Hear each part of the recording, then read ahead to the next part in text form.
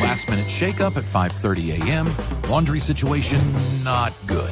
And when your focus is on helping your clients, it's easy to forget about yourself. But NASM knows trainers. Morning, Ryan. Is your Taylor? And staying in front of the day isn't always Nice, as simple Ryan. as 1, What's 2, up? 3. So when the unexpected has you pressing pause, What's the latest on creatine? I'm going to get back to you on that. let NASM1 help you press play. Visit NASM.org to sign up for a membership today.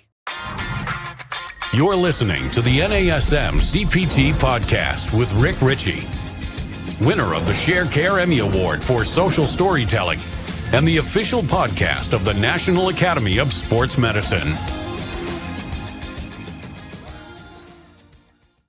Hey, y'all, and welcome to the NASM-CPT Podcast. My name is Rick Richey, and if I were to ask you a question, if I were to say, show me your muscles, what would be the first muscle that you would show me?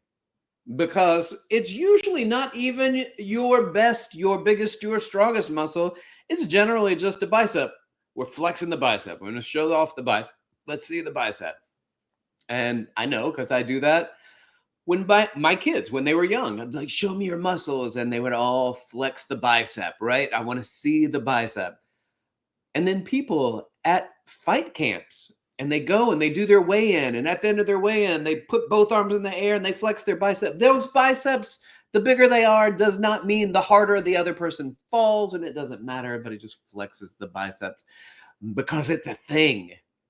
So how do we make the most of that thing? If I'm going to be like, all right, well, you want to see my muscles, let me show you my bicep. I think we need to talk about the biceps. So let's have a conversation about the biceps.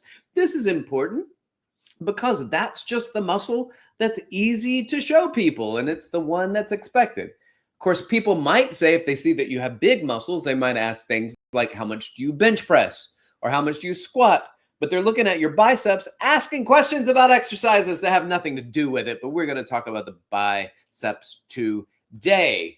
So let's get into it. We're going to explore the biceps, and then we'll get into some other arm or elbow flexors. So biceps brachii. Actually, did you know that the biceps isn't just the biceps? It is the biceps brachii because we have multiple biceps in the body. For instance, the biceps brachii. Let's break down that word. Let's do some etymology. I love etymology. I know that a lot of people say this. They say the biceps have two heads. And I say, cool. So what does biceps mean? And they're like, well, bi means two. And then I don't know what ceps means. Head. It means head. So biceps means two heads. It's the two heads of the biceps. And then there's the biceps brachii. What is the brachii? The brachii is the arm, which the arm initially was referred to the upper arm, what we refer to today as the upper arm, which is the space between basically the elbow and the shoulder. That was the arm. And then the elbow and below was known as the forearm. Now, we still call the forearm a forearm, but we say it is part of the arm. Well, in older anatomy or in strict anatomy, the arm is the upper arm and the forearm is the forearm. And so the brachii is the arm, that point between the elbow and the shoulder. So the biceps, the two heads on the upper arm, around the arm, because we also have the biceps femoris or femoris. Where is that? It's on the femur. It's on the femur. Why isn't it femoris? Things that I think about in the moment while I'm talking to you. Biceps femoris. Good, it's on your femur. No, it's on your femur. The biceps femoris. It's on the femur. No, it's on the femur. All right. Anyway, you know where I'm going. So that's the biceps brachii. We've got two proximal attachments, sometimes referred to as the origin and insertion. We've got the proximal attachment, origin, which that's kind of, again, older versions of anatomy. Proximal attachment, there is a long head and a short head. Why? Because there are two heads, long head and a short head. Well, how much longer is that long head? Not very. It's not much longer, but we'll explain why when we look at where the attachment sites are. So the long head its origin spot it's in the supraglenoid tubercle of the scapula. So if you look at the glenoid fossa, Luke, I am your fossa. So if the supraglenoid fossa, so we're looking at the joint that the humerus goes into for the glenohumeral joint. So the supraglenoid tubercle is a little notch. So tubercles are little upcrops in a bone that is right here. I'm showing you on a podcast, but for those of you who are watching on YouTube, there's the acromion process, and then towards the anterior of the acromion process in the superior, the supraglenoid spot, there is a tubercle, and that's where the long head attaches to. Now, the short head attaches to something called the coracoid process. Coracoid is a little hook-like structure that's a little bit closer in. So if you go to the head of your humerus, so the proximal head of the humerus, and then you just walk over a little bit, you'll feel a dot, like a hard pointy area. And that hard pointy area is a hook-shaped bone called the coracoid process, and that is sticking off of the scapula as well. So it's not the long head and the short head, they're both about as far from each other as possible, and they're not that much longer or shorter than the other one. But here's something I want to point out about the long head of the bicep. The long head of the bicep sometimes is referred to as the fifth muscle of the rotator cuff. What? There are four muscles of the rotator cuff, and they all attach to the scapula. Well, the biceps also attaches to the scapula. And here's what's interesting about it. All those muscles from the rotator cuff all kind of reach over and they grab the head of the humerus, the top of the humerus. They hold on to it. And the purpose of the rotator cuff, even though it does have function in specific joint actions, the purpose of the rotator cuff is to keep your arm attached. And so the bicep long head does that as well on the front part of the arm. So the anterior part of the arm, that bicep, because it goes over that glenoid humeral joint, it actually helps to brace so there's no displacement. Its job to minimize displacement, anterior translation of the humeral head. So are there five muscles in the rotator cuff? Technically, no, but if there were, that would be considered the fifth one, and who knows in the future, because anatomy doesn't change, but how we identify and define and the taxonomy that goes along with anatomy may and will change in the future. So it's just a component of what we're looking at. So let's look at this. I know that these are my origins. So I'm gonna follow the line down so it crosses over a joint. Remember our rules of muscle. If it crosses over a joint, it can directly affect a joint. So it crosses over my shoulder joint, which we don't think about when it comes to biceps having a direct access or function on. But it also crosses over my elbow joint, which we are familiar with. And it also crosses over and attaches to the radius. Now, where on the radius? So first of all, we got to identify which one is the radius. And so I think this is important. So let's look at the short head. I'm sorry, the distal attachment is the radial tuberosity of the radius. So which is the radius? This is how I always do it. Some of you may remember that I've done this before on the show, is that if back when I grew up in the 80s and 90s, somebody would throw their thumb in the air and they'd be like, "That's totally rad, dude." And they would do the thumbs up, right? And so that was pop culture, fun talk. And so I can't get mad when people talk about skibbities and no caps and Riz, because we had Pauly Shore, and that was some of the weirdest talking words that you would ever hear, and people would assimilate that just not as much. So if I did my thumbs up, that's rad. So my thumbs up side is my radius side. My pinky is my ulna side. P-U, P-U, pinky ulna, P-U, P-U, pinky ulna. So I know that it is going to attach to my radius. Now, The reason why that is important is because that is also a separate joint. That's my radio-ulnar joint. So it crosses the radio-ulnar joint, it crosses the elbow, and it crosses the shoulder. It crosses 3 different joints. It's going to have an effect on 3 different joints. So I've got movement that it can do in all 3 of these joints. Let's talk about elbow first, because that's the one we know about. It is elbow flexion. Flexion, the decrease in angle between 2 bones around a joint. So when my forearm moves closer to my upper arm, my brachii, then my bicep brachii is one of the muscles that does that. So it is an elbow flexor. We know the bicep is an elbow flexor. Well, the bicep, interesting enough, is also a supinator of the hands. So it'll help to supinate my radio-ulnar joint.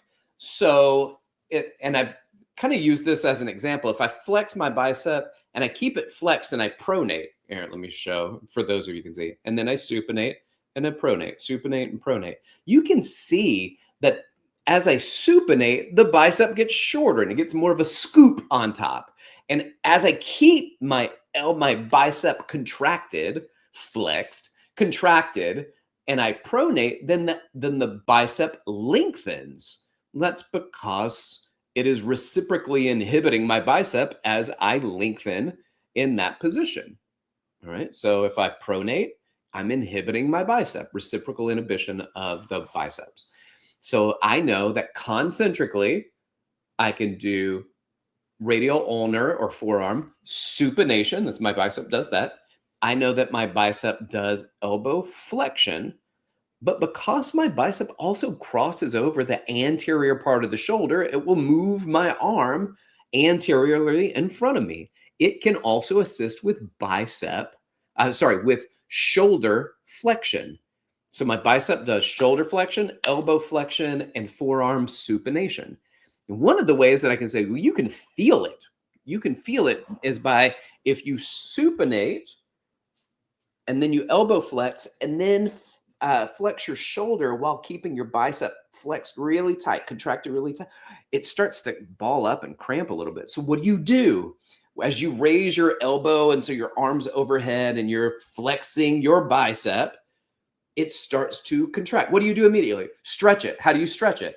You go into elbow extension, you go into shoulder extension, and if you wanted even more, you would go into pronation, and the arm go behind you, and that would stretch your biceps brachii. So the biceps brachii, how do I get that ice cream scoop? Like I work my biceps, I feel good, like strong bicep, but I want that nice ice cream looking scoop on my bicep. How do I get that ice cream looking scoop on my bicep? I'm going to tell you the secret to that after this. This episode of the NASM-CPT Podcast is brought to you by NASM One, the membership for trainers and coaches. Members enjoy unlimited access to hundreds of career resources, get the Edge app to schedule and program clients, enjoy half off all certifications and specializations, access to free CEUs, and more. All of this for just $35 a month. Go to nasm.org/membership to learn more about NASM One. Rick, how do I get that nice scoop onto the bicep? I want that ice cream scoop, that topped off portion. Here's what you do. You go to your parents and tell them that you do not appreciate the DNA that they passed along to you because morphologically speaking, they did not provide you the biceps that you wish for. Because what that isn't because I work my biceps this way and I do my biceps exercises in certain ways. That is not how you get the scoop on your bicep. The scoop in the bicep is basically a longer tendon. So it makes for a smaller body of the muscle. And because it's a smaller body, when you do the contraction of the muscle, it is a shorter, more dome scoop, ice cream scoop shape. So that's just the lot that you've drawn. But if you want to know a way to make that muscle look more voluminous, to make your biceps look bigger, then you may have to move beyond the biceps when it comes to your focus. Why? Because the muscle that is the workhorse of elbow flexion is not your biceps brachii. It is a muscle called your brachialis. The brachialis is underneath the bicep, and its proximal attachment is the anterior surface of the distal half of the humerus. And then it's also like medial and lateral septum of the tricep over there, the intermuscular septa. And then it inserts onto the tuberosity of the ulna and the coronoid process of the ulna. Which one's the ulna? Thumbs up rad, that's radius. Pinky ulna, P-U, P-U. Pinky ulna. The ulna is on the pinky side. And there is a tuberosity, an upcropping there, and a coronoid process of, didn't we talk about the coracoid process? And this is now a coronoid process. It's the same basic word, etymology, etymologically speaking, same root word. Also where we get things like the coronavirus. What is the coronavirus? It was named after what? Because it looks like a crown. And that's the same thing with the coronoid process, the coracoid process. It is a crown-looking structure of the bone. And that is where the brachialis inserts into, and its distal insertion, and the coronoid process of the ulna, and the tuberosity of the ulna. Now, it's the workhorse of elbow flexion. It is the strongest of the elbow flexors. And as it increases in size, it fills out the arm and makes the arm and the biceps look more voluminous. So it's not just doing certain exercises works your biceps. It is as you do your exercises in elbow flexion, whether that's specific and strict elbow flexion exercises like bicep curls and the different variety and ways to do bicep curls, but also even when you do things like rows and lat pull downs, you are also still doing bicep or elbow flexion. So it works in those positions. So the biceps is going to contribute more when the forearm is supinated, because the biceps brachii is a supinator of the radial ulnar joint. But the brachialis is more important, not just in every other thing, in addition to the supinated position, it also continues to work just as much in a neutral grip, in a pronated grip. It's going to be a big elbow flexor. Now, the brachialis is also important because it generally tends to initiate elbow flexion. So as we start to go into elbow flexion from a fully extended elbow, and the research is showing us more and more as we get muscles into a lengthened or more of a stretched position, then that's how we can initiate growth of a muscle a little bit more muscular hypertrophy. And we get a lot of people stopping short on bicep curls or, doing arm curls. When you're doing curls and you stop instead of letting the arm straighten all the way out, then it is likely that you are doing yourself a disservice. Now, there are some research studies that show for things like the biceps, that doesn't seem to be as much. And there are some studies that show that, yes, you get more focus on a stretch, then you do get more outcomes. So I haven't seen an exhaustive study or a meta-analysis that shows what that's like for the stretched muscle for the bicep, but it does seem to fall in line or potentially fall in line when you get a full stretch. All right. So now there's one more elbow flexor we're going to look at. It's called the brachioradialis. And the proximal attachment is the lateral supracondylar ridge of the humerus. So over here. And then the distal attachment, it inserts into the radius, thumb up side, the styloid process, which is almost really the most distal part of the radius. And if I'm in an anatomical position, most lateral side, that styloid process right there at the base. So you skip over the carpals and then you get to the radius, and the stylus process is right there. Now, it is a strong flexor, particularly when your hand is in a neutral position. So if you want to really work the biceps, you stay supinated. You want to work the brachioradialis more, then that is going to be a hammer curl position. And then if you want to work the brachialis more, do anything that flexes the elbow, because it doesn't matter what position, because it attaches to the ulna. It doesn't matter if we're supinated, pronated, or neutral. It's going to work. It is involved in all the curls. So if you want all the curls, then the brachialis is your one. If you want to focus more on biceps, supinated position, more on the brachioradialis, neutral position. And that is how you work the muscles of elbow flexion. Thanks for listening. Like, subscribe, share with your fitness friends and family. And if you don't mind, leave a review. Just take some time out of your day. Put a quick little review up there. Appreciate it. And then if you want me to cover anything, talk about anything, you got ideas, you want to run it past me, hit me up. You can do so on Instagram at dr.rickrichey or email me rick.richey@nasm.org. Shout out to my producer, Eric Sorensen. Y'all keep inspiring people to fitness. Thanks for listening. This has been the NASM CPT Podcast.